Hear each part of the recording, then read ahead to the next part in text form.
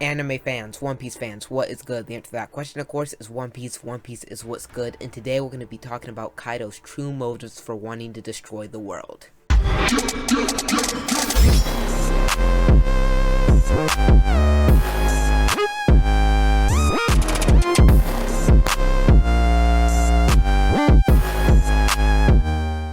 Sure that most longtime fans of One Piece and even short-time fans of One Piece can admit that all One Piece villains, or most of them, have depth. Most villains aren't just kind of like, I'm big, I'm bad, I want to destroy things. They usually have at least some semblance of depth. Now I know there are guys like Enel, but even with Enel, it was kind of driving home the point that Luffy goes against gods kind of early on in the story, so that kind of just was being set up from right there, from way back there, and that's partially why Enel didn't have as much depth, I feel like. And even characters who we don't know their backstories, like Crocodile, you can kind of infer the depth and pain and sorrow he has behind him. You can kind of infer things about his past, even though we don't actually know his past, and I don't think Kaido is any exception. We know all the what's about Kaido, but we don't know the whys. We know he wants to take over the world with Big Mom. We know he wants to die. We know he wants to destroy the world. We know he wants a big war that destroys the world. So we know all these what's, but we don't know the whys. We don't know why he wants the world to be destroyed. We don't know why he wants to die. We don't know anything about his past, and I'm sure that Oda is going to reveal that fairly soon, but I actually have a theory on what it could be that would drive him to such lengths of despair and violence. I've been sick the past couple days, which is why I haven't uploaded much, but while I was sick in bed and couldn't do much, I did have a lot of time to analyze One Piece, which was when this thought hit me. I believe that the reason Kaido wants to do all the stuff he wants to do largely has to do with the Tenryubito and the Void Century, and we know that Wano has a lot of Void Century vibes, what with the Kazuki clan having manufactured the poneglyphs, and the fact that Toki is from the Void Century. Wano already has a lot of Void Century vibes, and I think that Kaido is also going to roughly tie back into the Void Century. Let me just explain myself. So the Tenryubito translates to Celestial Dragon. As we all know, that information has been around for a really long time.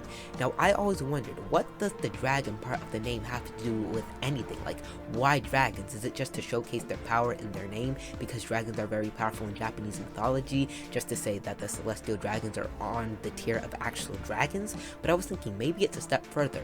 Maybe the Celestial Dragons actually rode around on dragons way back when, in the height of their power, and they actually rode on dragons, and that kind of just showcased how powerful they were, that even dragons were bent to their will. And I know that seems a little bit far-fetched, but I think it could actually be the case, because if you remember, Vegapunk was making artificial dragons. Why was he doing that? Maybe it was because the Celestial Dragons ordered him to make the dragons, the artificial dragons, so they could ride around on dragons again, and be in their full glorious form, quote-unquote. Now, if this actually were the case, what happened to the dragons? I'm not completely sure, but probably some type of tragedy. Probably the Celestial Dragons wiped them out or something because they got mad at said dragons, I'm not sure.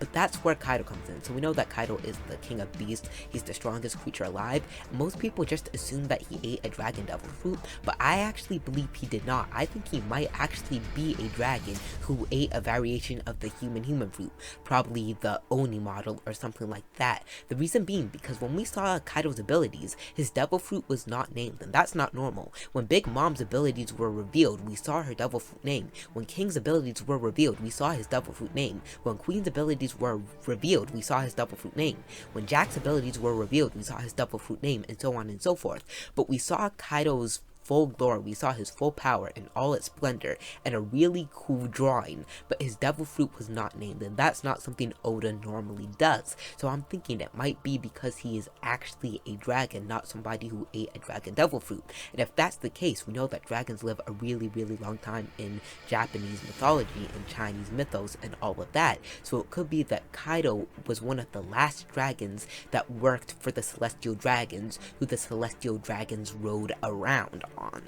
Now I know this seems crazy at first, but I think it makes a lot of sense, because if this is truly the case, if a big tragedy actually befell the dragon race who worked for the Celestial Dragons, it would probably be the Celestial Dragons' doing, because they're so cruel and vain, and that's in their nature, and it would make a lot of sense why Kaido wants to destroy the world and take it over, because the Celestial Dragons, as far as he knows, are on top of the world, because he probably doesn't know about Im-sama.